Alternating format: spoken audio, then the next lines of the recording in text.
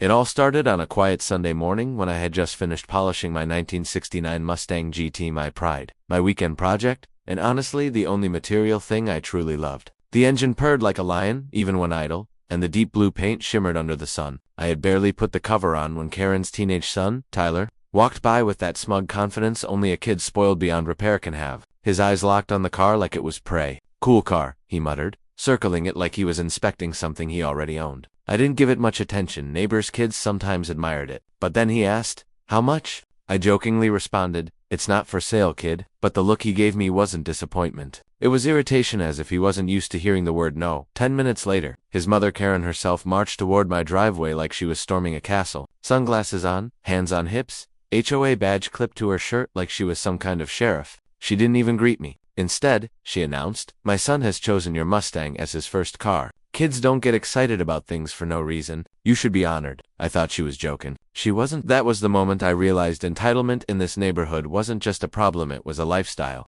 The conversation took an even stranger turn when Karen claimed that the HOA had guidelines preventing vehicles that might cause jealousy or competition among young residents. I'd never heard anything so absurd in my life. She leaned closer and said, "So either you sell it to us or you'll need to relocate your vehicle permanently." I stared at her, trying to figure out if she was pranking me. She wasn't. She actually expected me to give up a car I spent years restoring because her son wanted it. I calmly explained that the HOA had no authority over personal vehicles parked in private driveways. But Karen's entitlement wouldn't let her back down. She insisted she knew people and could get things done.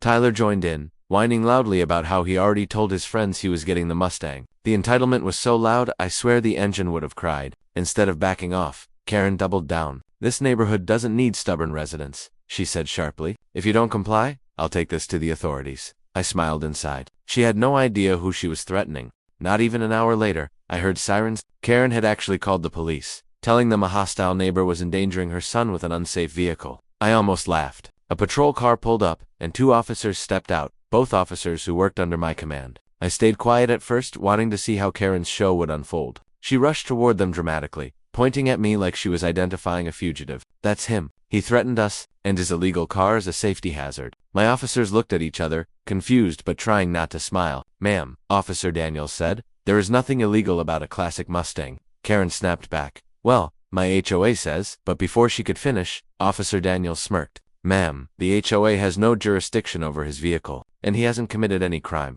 Karen's face turned bright red. She demanded they do something, claiming she was being harassed. Finally, I stepped forward and greeted the officers. Their eyes widened slightly. They knew exactly who I was. Karen, however, didn't. Karen looked confused when the officers addressed me as Chief. She blinked twice, then asked, "Chief? Chief of what?" I smiled politely. "Police chief. These officers work for me." The way her jaw dropped is something I wish I had on video. She went pale, then pink, then pale again like her brain was buffering. Suddenly, her attitude flipped like a faulty switch. "Oh, I didn't realize." "Of course. We meant no disrespect, sir. We were just concerned about the car attracting trouble." Now she was pretending she cared about public safety. I informed her calmly that filing false police reports is a crime. Her eyes widened like she'd seen a ghost. She started stuttering excuses, blaming stress, miscommunication, even her son. Tyler looked like he wanted to sink into the ground. The officers documented everything, as she begged them not to file charges. But consequences were already in motion. Karen wasn't used to someone she couldn't bully, and now she had crossed the worst possible person.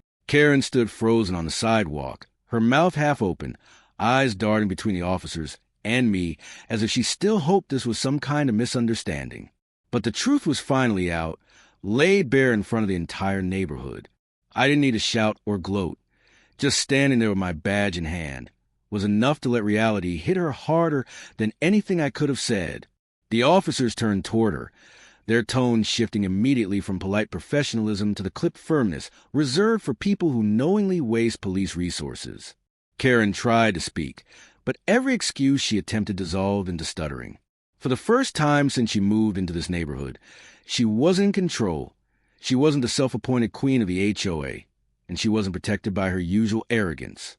She was simply someone who had lied, manipulated, and tried to weaponize the law, and now the law was staring her in the face.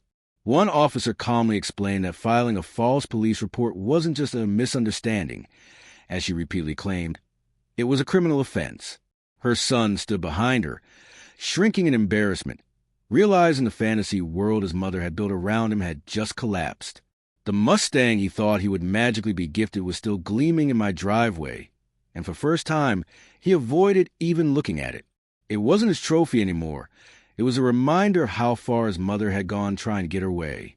As the officers issued Karen a citation and warned her the investigation to follow, neighbors slowly stepped out onto their porches. Whispers spread like wildfire. Everyone had their own story about her.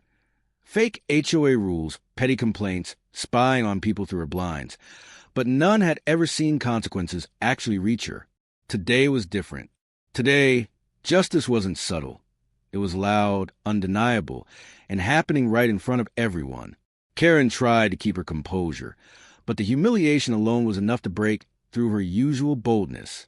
Her eyes glossed over, not with sympathy or regret, but with disbelief that her own actions had finally bounced back. Later, the HOA president came to my house personally. Not only did he apologize for Karen's behavior, but he assured me that her misuse of HOA authority would be reviewed by the board. The fake violation notices, the harassment, the misuse of community power, everything was now on record. By evening, Karen had gone completely silent. No shouting, no threats, no self-proclaimed HOA lectures. Her blind stayed shut for days, and her son no longer strutted around the neighborhood like he owned the place. As for me, life returned to normal, peaceful, quiet, and without the unnecessary drama Karen had dragged into it. My Mustang sat in the driveway exactly where it belonged, and every time I passed by it, I was reminded of one simple truth.